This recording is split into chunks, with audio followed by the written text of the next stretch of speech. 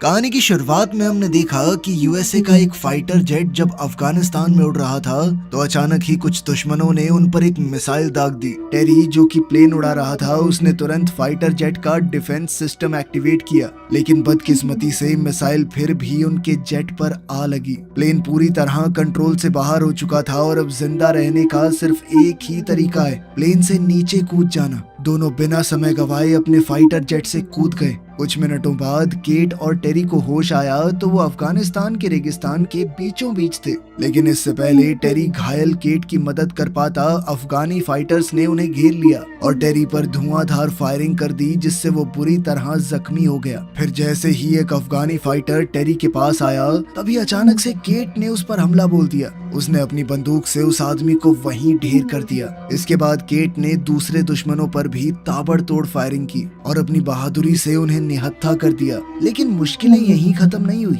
अचानक एक और अफगानी फाइटर वहां आ गया और जब केट उस पर फायर करने लगी तो उसे एहसास हुआ कि उसकी बंदूक में तो गोलियां खत्म हो चुकी हैं। मजबूरन उसने वहां से भाग निकलने का सोचा, लेकिन इससे पहले कि वो दुश्मन के हाथों मारी जाए टेरी ने हिम्मत जुटाई और उस अफगानी फाइटर को गोली से उड़ा दिया। इस बहादुरी के बाद टेरी अपनी आखिरी सांसें गिन रहा था। इस हादसे से केट पूरी तरह टूट चुकी थी। वो अपने साथी के पास गई तो टेरी ने उससे माफी मांगी क्योंकि वो उन दोनों को उस मुश्किल से बाहर नहीं निकाल पाया। ये सुनकर केट की आंखें भर आई। अब उसका सिर्फ एक मकसद था, किसी भी तरह रेस्क्यू टीम से बात करना।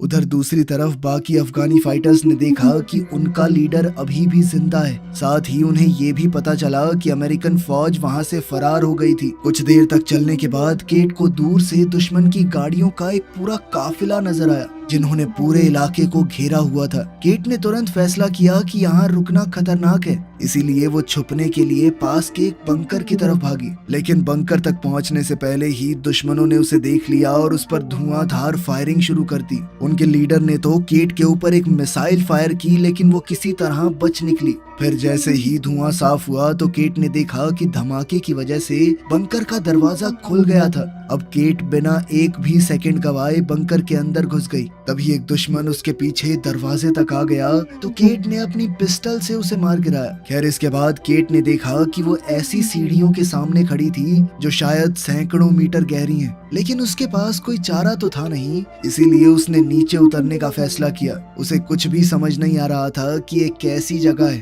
पर फिर भी वो धीरे धीरे आगे बढ़ रही थी। तभी पीछे से उसे दुश्मनों के आने की आहट सुनाई दी तो बाहर का रास्ता ढूंढने के चक्कर में केट और अंदर चली गई। फिर जैसे ही वो बंकर के एक हिस्से में गई तो उसे बहुत गंदी स्मेल आई और थोड़ी आगे जाकर उसकी आंखों के सामने जो खौफनाक मंजर आया उसे देखकर वो बहुत बुरी तरह डर गई। असल में वहाँ किसी की लाश बहुत बुरी हालत में पड़ी थी। इतना ही नहीं बल्कि केट को वहाँ एक रहस्यमयी डिवाइस भी मिला जिसके साथ कई कागज और रिकॉर्ड्स मौजूद थे जिनमें यहाँ पर हो रहे भयानक एक्सपेरिमेंट्स के बारे में लिखा गया था। उसी पल अचानक उसे दुश्मनों के आने की आहट सुनाई दी तो केट तुरंत अपनी लाइट स्टिक को दूर फेंककर एक बड़े पिलर के पीछे छुप गई। उसी पल अफगानी फाइटर में से एक ने जनरेटर ऑन कर दिया जिसके चलते चारों तरफ रोशनी हो गई और तभी एक भयानक राज का पर्दाफाश हुआ। असल में वहाँ सैकड़ों कैप्सूल थे जिनमें इंसानों की लाशें बंद करके रखी गई थी। अब जैसे ही दुश्मनों का ध्यान हिला तो इस मौके का फायदा उठाते हुए केट ने अपनी फाइटिंग स्किल्स का इस्तेमाल करके अचानक उनमें से एक की बंदूक छीन ली।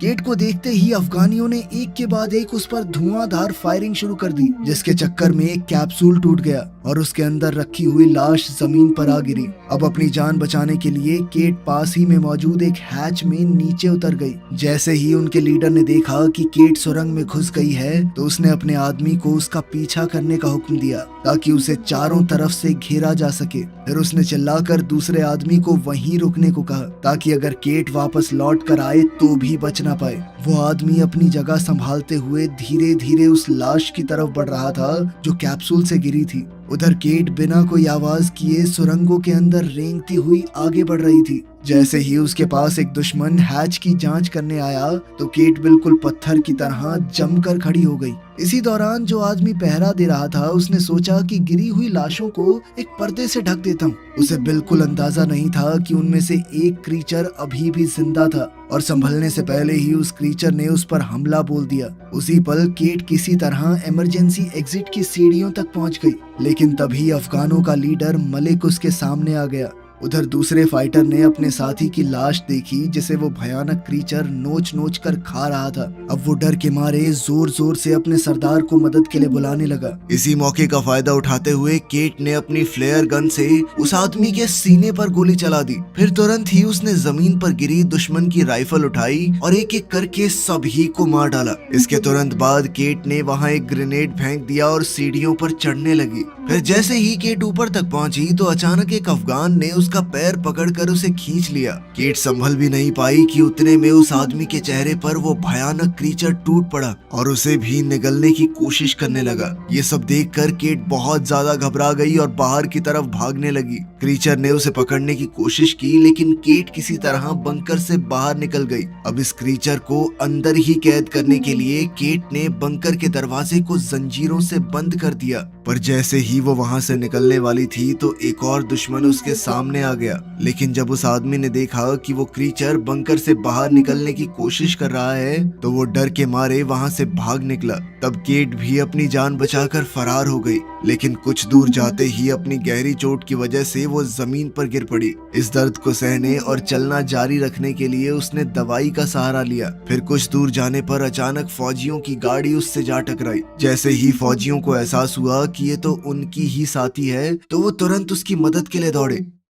फिर अगले दिन केट को आर्मी कैंप में ले जाया गया। वहाँ उसकी मुलाकात यहाँ के मेजर रॉय से हुई तो केट ने उसे समझाने की कोशिश की कि उस बंकर में कुछ बहुत ही गलत हो रहा है, लेकिन रॉय ने उसकी बातों पर विश्वास नहीं किया। उसने कहा कि लड़ाई के बाद से हालात काफी बिगड़ चुके हैं, इसलिए इस वक्त उनका पूरा ध्यान मेन मिशन पर होना चाहिए। गुस्से में केट ने उस भयानक क्रीचर के बारे में विस्तार से बताया जिसे उसने भागते वक्त देखा था, लेकिन रॉय अपने फैसले से हिला नहीं। केट को जो डिवाइस लैब में मिला था रॉय ने उसे भी अपने कब्जे में ले लिया और उसे कैंप के डॉक्टर के पास भेज दिया। इसी बीच सैनिकों की एक टुकड़ी एक कैदी को लेकर वहां पहुंची तो रॉय ने कहा कि इससे पूरी जानकारी निकलवाओ। वहीं बाहर सार्जेंट टॉम केट को शांत करने के लिए आया क्योंकि वो रॉय के रवैये से काफी गुस्से में थी। खैर बाद में जब पैरामेडिक के पास केट का इलाज चल रहा था तो सार्जेंट टॉम सार्जेंट जोन्स के साथ वहां पहुंचा। उन्होंने केट से कहा कि हमें तुम्हारी बात पर पूरा भरोसा है, लेकिन बंकर में वापस जाने से पहले उन्हें ये जानना जरूरी है कि वहाँ हुआ क्या था। ये सुनते ही केट ने एक रशियन लाइन लिखी जो उस बंकर के दरवाजों पर लिखी हुई थी। उसकी याददाश्त बहुत तेज है तो उसे सब कुछ अच्छे से याद था, लेकिन केट ये नहीं जानती थी कि आखिर इसका मतलब क्या है। तभी अफगानी कैदी ने बीच में कहा कि ये एक चेतावनी है, इसका मतलब है कि इसे खोलना मना है। इसके साथ ही उस आदमी ने दावा किया कि केट ने उस बंकर के बारे में जो कुछ भी बताया सच उससे कहीं ज्यादा भयानक था, इतना कि वो लोग सोच भी नहीं सकते। इस बात पर टॉम थोड़ा उलझन में पड़ गया। उसने कहा कि अगर उस पर रशियन भाषा में लिखा गया है तो लगभग 30 साल पहले उसे बंद कर दिया गया होगा, क्योंकि 30 साल से यहाँ पर रशिया से कोई नहीं आया। तभी डॉक्टर ने उसकी बात को काटते हुए कहा कि कोई भी इंसान इतने सालों तक बंद रहकर जिंदा नहीं रह सकता। इस पर उस कैदी ने एक और खौफनाक बात कही। उसने बताया कि उस बंकर के अंदर जो जीव जिंदा है वो इंसान है ही नहीं। इस बात ने पूरे ग्रुप को गहरी चिंता में डाल दिया। खैर फिर शाम ढलने लगी और अंधेरा होते ही सैनिकों ने फैसला किया कि वो पूरे एरिया की रखवाली बारी बारी से करेंगे, क्योंकि किसी भी पल नए दुश्मन सामने आ सकते हैं। उधर अपने कैबिन में रॉय ने कर्नल से बात की तो कर्नल ने कहा कि केट को जो भी वो डिवाइस मिला है उसे जल्दी से भेजो। असल में वो डिवाइस एक रिकॉर्डर था और रॉय ने साफ साफ शब्दों में कहा कि अगर आपको ये चाहिए तो पूरी सच्चाई बतानी होगी कि असल में हो क्या रहा है। वहीं दूसरी ओर हम देखते हैं कि बंकर के गहरे अंधेरों में उन भयानक जीवों ने एक दूसरे को आजाद कर लिया था। फिर धीरे धीरे सब एक जगह इकट्ठा हुए और बाहर निकलने का रास्ता रोकने वाली उन जंजीरों को तोड़ने की कोशिश करने लगे। वहीं रात के वक्त सेरानो नाम का एक फौजी ड्वेन की जगह लेने आया, लेकिन जैसे ही वो आगे बढ़ा तो उसे पीछे से एक अजीब सी आवाज सुनाई दी। मुड़कर देखने पर उसे पता चला कि उसका साथी वहां से गायब हो चुका है। हैरानी और उलझन में सेरानो ने बैरिकेड के पास जाकर देखा कि आखिर हुआ क्या। उसी वक्त डेव को कैंप के अंदर फैलती हुई एक बेहद गंदी बदबू महसूस हुई और शक होने पर वो आसपास देखने निकल गया। तभी उसे दूर से वो भयानक क्रीचर सीधा बेस की तरफ दौड़ते हुए नजर आए तो डेव ने पूरी ताकत से चीख कर सबको बताना चाहा। अलार्म सुनते ही पूरी टुकड़ी ने अपना सामान उठा लिया और तुरंत लड़ाई के लिए तैयार हो गए। पल भर में ही सभी सैनिकों ने बैरिकेड पर अपनी जगह ले ली और जो कुछ भी हिलता डुलता दिखाई दिया उस पर गोलीबारी शुरू हो गई। अब रॉय को पूरी तरह समझ आ गया कि केट सच बोल रही थी। उसने सार्जेंट टॉम को ऑर्डर दिया कि टुकड़ी की अगुवाई करो और सभी खतरनाक हथियारों का पूरी तरह इस्तेमाल करना। इसके बाद सैनिक हमला करके उन क्रीचर्स को खत्म करने की कोशिश करने लगे, लेकिन अचानक ड्वेन पर एक क्रीचर पीछे से टूट पड़ा और सिर्फ एक ही वार में उसका सर धड़ से अलग कर दिया। यह नजारा देखकर उन सबके हाथ पैर फूल गए थे। सिएना ने घबराकर उस क्रीचर पर गोलियां चला दी और उसे दीवार से नीचे गिरा दिया। तुरंत ही पैरामेडिक दौड़कर ड्वेन की मदद करने पहुंचा, लेकिन वो क्या ही कर सकता था। उसी पल उन भयानक क्रीचर्स में से एक ने अचानक उछलकर सैनिकों पर हमला करने की कोशिश की, लेकिन टॉम ने फौरन अपनी बंदूक से गोली चला दी, जिससे वो क्रीचर सीधा मेजर की हट के अंदर जा गिरा। फिर बिना एक भी पल गवाए रॉय उस पर टूट पड़ा और अपनी बंदूक से लगातार वार करने लगा। गोलियों की बौछार से उस क्रीचर के शरीर का एक हिस्सा पूरी तरह नष्ट हो गया। अब कैंप के बाहर सैनिक अलग अलग दिशाओं में फैल गए थे ताकि जितना हो सके उतने क्रीचर्स का सामना किया जा सके। इसी बीच जैसे ही टॉम ने अपनी फ्लेयर जलाई तो उसे दूर से और भी ज्यादा क्रीचर्स आते हुए नजर आए। ये देखकर उसने जोर से पूरी टुकड़ी को तुरंत पीछे हटने को कहा, लेकिन पीछे हटने से पहले ही बदकिस्मती से 2 सैनिक उन क्रीचर्स का शिकार हो गए। साथ ही एक तीसरा फौजी जो वॉशरूम में छुपने की कोशिश कर रहा था वो भी पकड़ा गया। उधर जैसे ही केट को एक क्रीचर के पास आने की आवाज आई तो उसने जल्दी से हथियारों की संदूक खोलने की कोशिश की, लेकिन वो संदूक नहीं खुली और कैबिन के अंदर घुसते ही उस क्रीचर ने केट पर जोरदार हमला बोल दिया। इसके बाद उस भयानक क्रीचर ने अपनी लंबी जुबान से उसे जकड़ने की कोशिश की। अफगानी कैदी ने जैसे तैसे खुद को आजाद किया और जल्दी से वो हथियारों वाली क्रेट खोल दी। फिर उसने जल्द ही एक मशेटी उठाई और पूरी ताकत से क्रीचर पर जोरदार वार किए, जिसके बाद वो क्रीचर जमीन पर गिर पड़ा और केट तब भी गुस्से से लगातार उस पर वार करती रही। वहीं बाहर कैंप में पूरी तरह अफरा तफरी मची हुई थी। एक फौजी अपनी मशीन गन से लगातार उन क्रीचर्स पर हमला कर रहा था, लेकिन मौका मिलने पर एक क्रीचर ने उसे भी मार डाला। इसके बाद वो भारी बंदूक फायर करते हुए अपने आप घूमने लगी और गोलियां सीधा फ्यूल कैंस पर जा लगी। अगले ही पल पूरे कैंप में एक भयानक विस्फोट हुआ और इस धमाके के बाद सैनिकों ने देखा कि एक क्रीचर बिल्कुल उनके सामने खड़ा था। तब उन सब ने मिलकर आखिरकार उसे मार डाला। उसी पल मेजर ने देखा कि उसकी बंदूक की गोलियां खत्म हो गई थी। वो कुछ कर पाता उससे पहले ही एक क्रीचर ने उस पर जबरदस्त हमला कर दिया। तब केट और अफगान कैदी के साथ बाकी सैनिक तेजी से बैरिकेड की तरफ भागे। साथ ही जोन्स ने तुरंत कैदी को अपनी गिरफ्त में ले लिया। अचानक छाई खामोशी को महसूस करते ही टॉम समझ गया कि अब यहाँ रुकना खतरनाक है। उसने सियाना को तुरंत हथियारों के बेस की तरफ दौड़ने का हुक्म दिया, जबकि वो खुद पैरामेडिक के साथ मेजर को ढूंढने निकल पड़ा। कैबिन में पहुंचते ही सैनिक ने उस क्रीचर पर एक स्टन ग्रेनेड फेंका और इसी मौके का फायदा उठाते हुए रॉय ने अपना बेसबॉल बैट उठाया और एक जोरदार वार के साथ क्रीचर को गिरा दिया। इसके बाद सबने मिलकर अपने सीनियर ऑफिसर को बचाया और उसे आर्मरी में ले गए, जहां डेव और बाकी सैनिक के कंटेनर को खोलने की कोशिश कर रहे थे। इसी बीच सैनिक बड़ी टुकड़ी के पास लौटे, लेकिन अचानक एक क्रीचर ने उन पर हमला कर दिया। अब केट ने कंटेनर से एक कुल्हाड़ी उठाई और सीधा क्रीचर की पीठ पर चढ़ गई। केट ने उस क्रीचर को काफी हद तक घायल कर दिया, जिसके बाद टॉम ने आगे बढ़कर उसे पूरी तरह खत्म कर दिया। फिर रास्ता साफ होते ही पूरा ग्रुप दौड़कर कंटेनर के अंदर घुस गया। दरवाजा बंद करने के बाद उन्होंने थोड़ी देर के लिए आराम किया और फिर आगे क्या करना है ये सोचने लगे। सुबह होते ही जब सैनिकों ने कंटेनर का दरवाजा खोलकर कैंप का जायजा लिया तो अपनी आंखों के सामने का मंजर देखकर वो दंग रह गए। असल में वहाँ ना तो कोई क्रीचर था और ना ही मरे हुए सैनिकों की लाशें। थोड़ी देर ढूंढने के बाद उन्हें आखिरकार एक क्रीचर की लाश मिली तो सब मिलकर उसे ध्यान से देखने लगे ताकि ये समझ सकें कि आखिर इस भयानक क्रीचर का राज क्या है।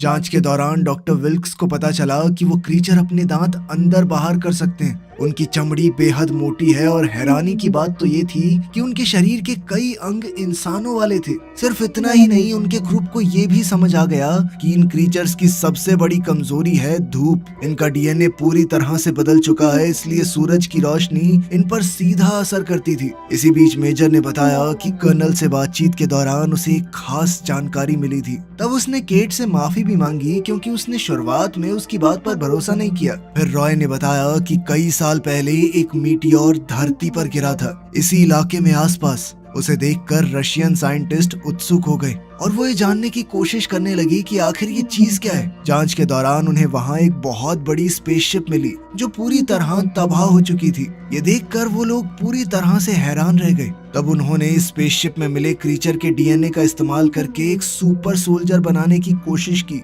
ये सुनते ही केट चिंता में आ गई। उसने बताया कि उसने अंडरग्राउंड बंकर के अंदर कैप्सूल्स में तैयार होती हुई एक पूरी सेना देखी थी जो किसी भी पल जाग सकती है, इसीलिए उन्हें तुरंत वहां से निकलना होगा। लेकिन अब उनके सामने मुश्किल ये थी कि रेगिस्तान से निकलने के लिए उनके पास फ्यूल नहीं है। हालात को समझते हुए उन सबको ये एहसास हो गया कि अब उन्हें यहीं रुककर इन क्रीचर्स का सामना करना होगा। रॉय ने सबके सामने वादा किया कि वो आखिरी सांस तक अपने साथियों के साथ लड़ता रहेगा।